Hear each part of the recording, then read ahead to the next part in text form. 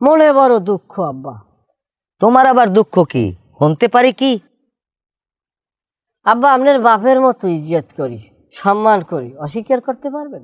কে আমি কি তোর খালু? খালু হইলে তো ভালোই হইতে। খালুর নহন যদি একটা বাপ থাকতে তাহলে দুনিয়াটা আমার হইয়ে যাইতে।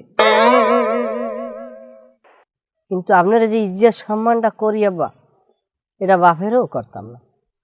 তাই তুই আমার সম্মান করবি না, তাই তুই অসম্মানই করবি? অসম্মান আপনারা আমি করবো না, দুঃসাহস আমার নাই। হাও কথা কইলে কাম হইব? কথা পেঁচাস না, কি হয়েছে তুই হেইডা ক, কইতে চাও কি ক? কত শীত এলো গেল, কেউ তো দুঃখ বুঝলো না। গাছের ডাব জোনা হইলো, কাউয়ায় পারিয়ে খাইলো না।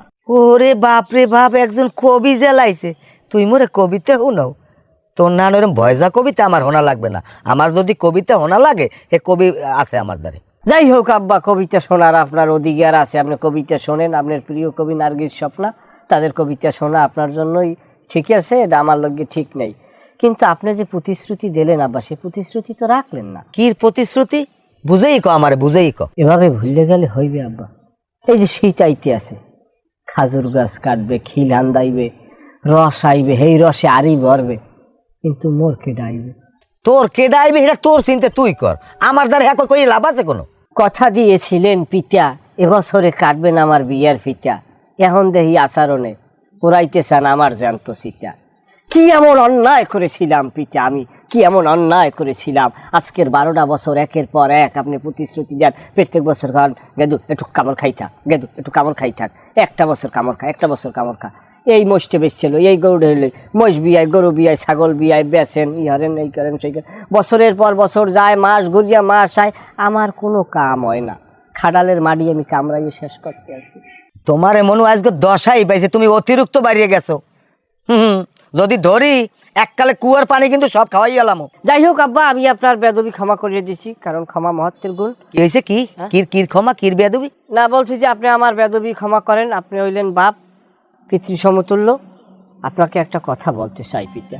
পরম করুণাময় আল্লাহর নামে শুরু করিতেছি যে আমি আপনার ঔরজাত পিতা হিসাব, পুত্র হিসাবে আমি আপনার কাছে আকুল আবেদন করব, আমি মোহাম্মদ সিরাজুল ইসলাম আপনার নিকট হইতে অর্ধ শীতকালীন সময়ের মধ্যে খাডো, লোমফা, বাটুয়া, মোডা, সেহন যেভাবেই হোক না কেন, আমি কালার বর্ণনা করব না, কালার ইজ ডাজেন্ট ম্যাটার, যে কোনো কালারের হইতে পারে, সেটা ডিসকালার হইতে পারে।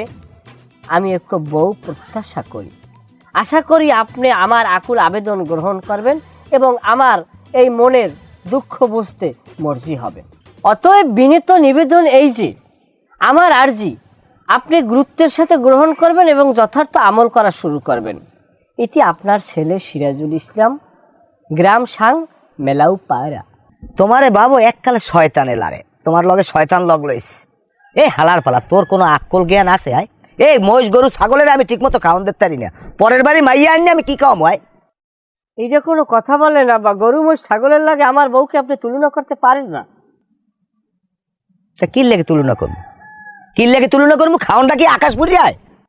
আপনি আমার আমি যেটা কইছি আপনি এইটা ফলান।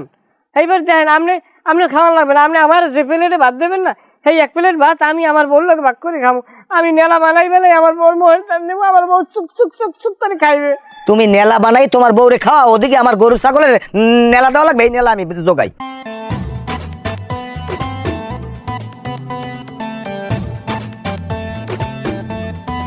শোনেন পিতা গো,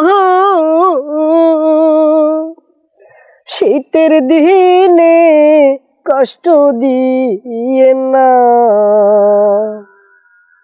শীতের দিনে কষ্ট দিয়ে না। শোনেন পিতা গো,